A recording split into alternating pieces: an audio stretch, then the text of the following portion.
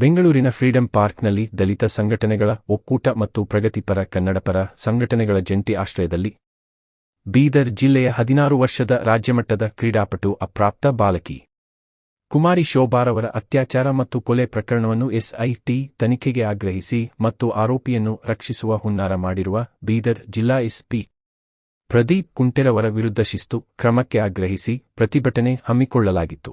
ಬೀದರ್ ಜಿಲ್ಲೆಯ ಕಮಲನಗರ ತಾಲೂಕಿನ 16 ವರ್ಷದ ರಾಜ್ಯಮಟ್ಟದ ಕಬಡ್ಡಿ ಕ್ರೀಡಾಪಟು ಅಪ್ರಾಪ್ತ ಬಾಲಕಿ ಕುಮಾರಿ ಶೋಭಾರವರ ಅತ್ಯಾಚಾರ ಮತ್ತು ಕೊಲೆ ಪ್ರಕರಣವನ್ನು ಎಸ್ಐಟಿ ತನಿಖೆಗೆ ಆಗ್ರಹಿಸಿ ಮತ್ತು ಅನ್ಯಾಯದ ವಿರುದ್ಧ ಹೋರಾಟ ಮಾಡುತ್ತಿರುವ ಬೀದರ್ ಜಿಲ್ಲಾ ಮಟ್ಟದ ಹೋರಾಟಗಾರರಿಗೆ ಮಾನಸಿಕ ಹಿಂಸೆ ನೀಡುತ್ತಿರುವುದನ್ನು ಖಂಡಿಸಿ ಮತ್ತು ಆರೋಪಿಯನ್ನು ರಕ್ಷಿಸುವ ಹುನ್ನಾರ ಮಾಡಿರುವ ಬೀದರ್ ಜಿಲ್ಲಾ ಎಸ್ಪಿ ಪ್ರದೀಪ್ ಕುಂಟೆರವರ ವಿರುದ್ಧ ಶಿಸ್ತು ಕ್ರಮಕ್ಕೆ ಆಗ್ರಹಿಸಿ ಎಸ್ಪಿ ಹಠಾವೋ ಬೀದರ್ ಬಚಾವೋ ಘೋಷಣೆಯೊಂದಿಗೆ ಹಿರಿಯ ಹೋರಾಟಗಾರರು ಹಾಗೂ ಒಕ್ಕೂಟದ ಅಧ್ಯಕ್ಷರಾದ ಡಾಕ್ಟರ್ ಎಂ.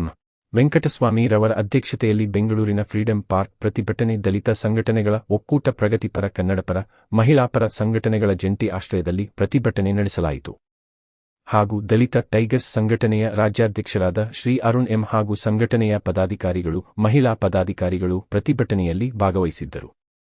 बोलो डॉक्टर बाबा साहेब अंबेडकर जिंदाबाद जिंदाबाद जिंदाबाद बोलो डॉक्टर बाबा साहेब अंबेडकर जिंदाबाद जिंदाबाद जिंदाबाद दलित ಸಂಘಟನೆಗಳ ಹೋರಾಟಕ್ಕೆ ಜಯವಾಗಲಿ ಜಯವಾಗಲಿ ದಲಿತ ಪರ ಕನ್ನಡಪರ ಸಂಘಟನೆಗಳ ಒಕ್ಕೂಟದ ಹೋರಾಟಕ್ಕೆ ಜಯವಾಗಲಿ. ಈ ಕೂಡಲೇ ಅಮಾನತು ಮಾಡಿ ಶೋಭಾವನ ಅತ್ಯಾಚಾರ ಮಾಡಿ ಕೊಲೆ ಮಾಡಿದ ಆರೋಪಿಯನ್ನು ಗಲ್ಲಿಗೇರಿಸಿ ಶೋಭಾವನ ಅತ್ಯಾಚಾರ ಮಾಡಿ ಕೊಲೆ ಮಾಡಿರುವ ಆರೋಪಿಯನ್ನು ಗಲ್ಲಿಗೇರಿಸಿ ಬೇಕೇ ಬೇಕು ಬೇಕೇ ಬೇಕು ಬೇಕೇ ಬೇಕು.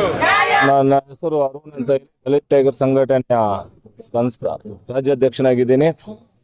ಇವತ್ತು ಫ್ರೀಡಂ ಪಾರ್ಕ್ ಅಲ್ಲಿ ನಾವು ದಲಿತ ಸಂಘಟನೆಗಳ ಒಕ್ಕೂಟದ ಅಧ್ಯಕ್ಷರಾಗಿರುವಂತ ವೆಂಕಟಸ್ವಾಮಿ ಅವರ ನೇತೃತ್ವದಲ್ಲಿ ಇವತ್ತು ಹೋರಾಟವನ್ನು ಮಾಡ್ತಾ ಇದ್ದೀವಿ. ಹೋರಾಟದ ಉದ್ದೇಶ ಏನಂದ್ರೆ ಶೋಭಾ ಎನ್ನುವಂತ 16 ವಯಸ್ಸಿನ ಹೆಣ್ಣು ಮಗನನ್ನು ಭೀಕರವಾಗಿ ಅತ್ಯಾಚಾರ ಮಾಡಿ ಕೊಲೆ ಮಾಡಿರುವಂತ ಆರೋಪಿಗಳನ್ನು ಗಲ್ಲಿಗೇರಿಸಬೇಕು ಹಾಗೂ ಅತ್ಯಾಚಾರಿಗಳ ಪರವಾಗಿ ನಿಂತಿರುವಂತ ಪ್ರದೀಪ್ ಕುಂಟೆ ಬೀದರ್ ಎಸ್ಪಿಯನ್ನು ಕೂಡಲೇ ಅಮಾನತು ಮಾಡಬೇಕಂತ ಹೇಳಿ.